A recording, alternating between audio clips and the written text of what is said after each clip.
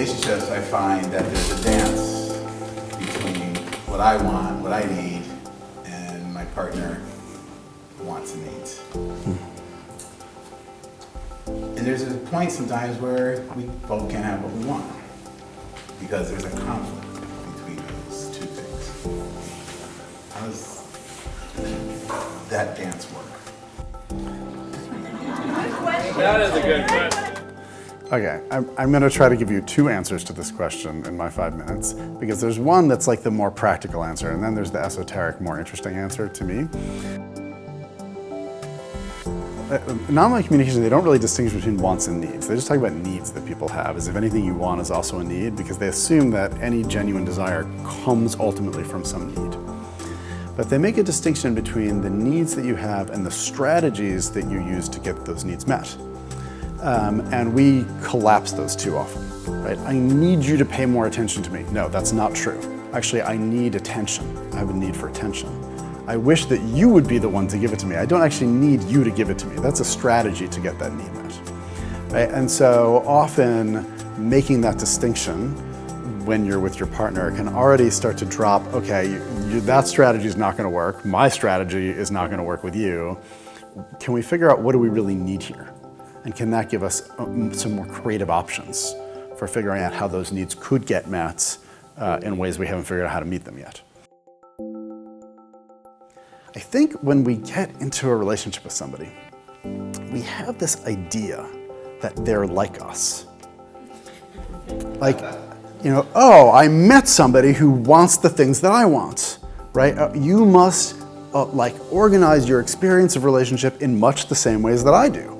Because here we are together now, like having a relationship with each other. And we project onto the other person that they have the same kinds of priorities that we do, the same kinds of responses on a feeling level to relational dynamics as we do, the same kinds of things they like. We just project a lot onto them. And you can actually keep that going for quite a while. And the other person, of course, is doing the same thing to you. And at some point it breaks down and you realize, like, wait a minute, you're actually not all that much like me. You have a totally different way of making sense of what a relationship is, what it's for, why we're here, what matters more than what. And so it would be great if people could figure that out sooner, right? Maybe you wouldn't get caught up in the romantic fantasy that's fueled by new relationship energy that has you kind of get into the thing together in the first place. You'd be more realistic, you'd have a different kind of relationship. But too late, we're all caught up in these things.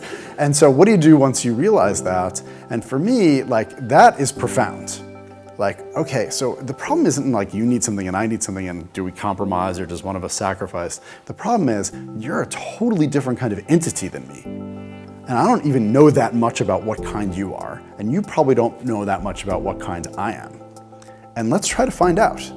Is it possible to, in a totally shame-free way, get totally real about in my ideal universe, if I could make you be like me, here's how I would want to control and shape and mold you to be like me. And if you could make me be like you, here's how you would want to do that, so that you have the person that's actually like you, that you imagined I was in the first place, who would do all the things that you wanted, and then you get all the things that you think you need. Right? But actually, since we aren't that way, can we just get real about how we wish the other person was different as a way of revealing the kind of creature you are and finding out more about the kind of creature they are? And then can you have a realistic adult conversation about okay, here we are, peers, neither of us parenting one another, trying to sort out how does an alien from this planet and an alien from this planet hang out together and try to make cool things happen? Is there some kind of magic that can come from the differences instead of trying to make each other like one another?